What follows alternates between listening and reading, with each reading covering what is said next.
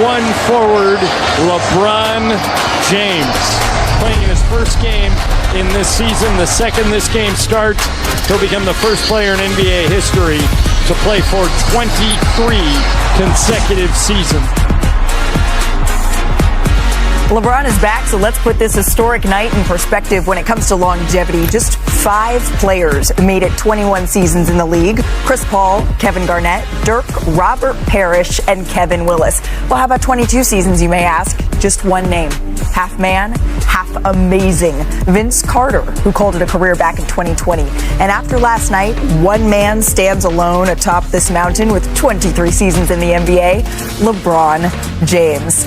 Hey, welcome to NBA Today. I'm Malika Andrews, joined by our senior insider, Sham Sharanya, and a pair of NBA champs here, Danny Green, Kendrick Perkins. And last night, we got to see the return of LeBron, guys. I clearly left my voice in Crypto.com arena, Perk. What did you see? Well, it's no words to describe what we saw last night, but greatness. But I will say this. You lost your voice because you was laughing at me because I've been wearing this jacket every Wednesday. But to the world, let me say this. You're going to see this jacket, this finals jacket, OKC, every Wednesday until Why Wednesday? On NBA Today. Until Wednesday whites? Yeah, whatever you want to call it. Till I see otherwise of who out there.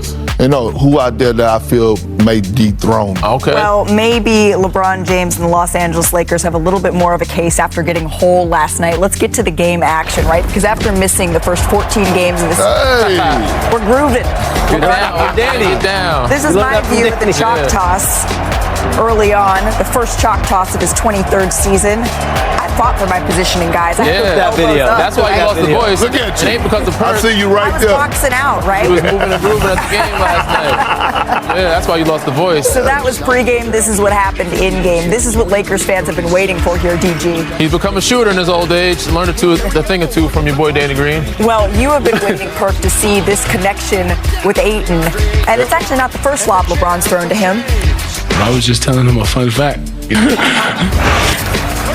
Ayton's low-key hilarious. Not the age jokes flying already. LeBron James, again, showing off his range here, Perk. Absolutely. And looking comfortable stepping into that three-point shot. Look, they're gonna need him to do that, especially with the other ball handlers he has. And with that, he passes Reggie Miller for 6th most in three-point field goals in NBA history. But here comes Austin Reeves. Got the rookie flying.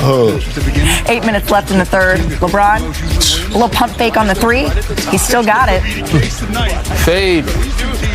One of his signatures. Imposing his will there. And then under 7 minutes left here in the third, LeBron James once again. This is what you were breaking down the other day, Perk. That's what I like to see, right? That slip, take advantage of that mismatch, little deep post up, and, baby food. Bully ball. And when you got Doncic, it's just the cheat code. Yeah, too good. And Kevin Love, sorry to put him on that island.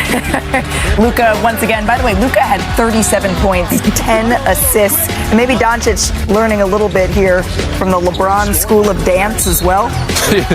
Little pop lock. I see Macarena. The Lakers on full display here, kicking it out to Gabe. Look at Braun pose. Ready. And he held that pose. Tom Brady, quarterback, right to the deep corner. Gabe Vincent. LeBron like James. Shams out there yesterday. Loving what he sees. Let's put the finishing touches on this one here, Perk.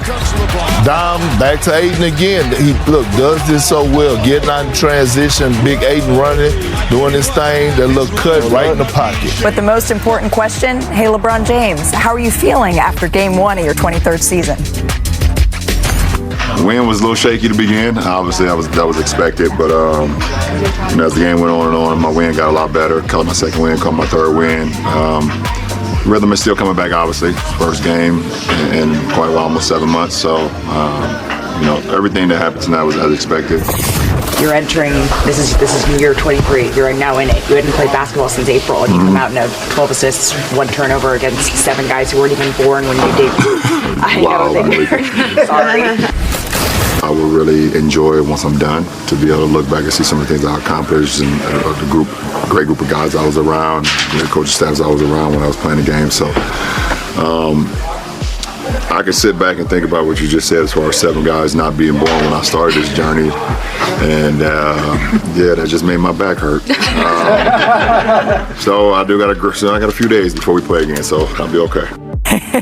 Do we tell him 82 weren't born when he came into the league-wide here? But old man jokes aside here, LeBron James was an all-NBA player last season. So, Perk, how did he look to you last night?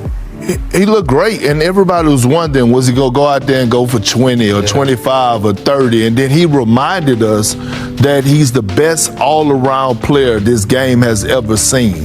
The assists is what stood out to me, right? And it was the assist to the big man. He had 12 assists. 5 of those assists was to Jackson Hayes and DeAndre Ayton. Over the last 10 years, he's ranked 5th. In the last 10 years, as far as assists to big men, 1,230. That's the impact. Who's going to benefit the most is DeAndre Ayton and Jackson Hayes, with LeBron James being back in his offense. I mean, I love what I see too. I can't disagree with Perk. The biggest thing, he was having fun. He played a great floor game.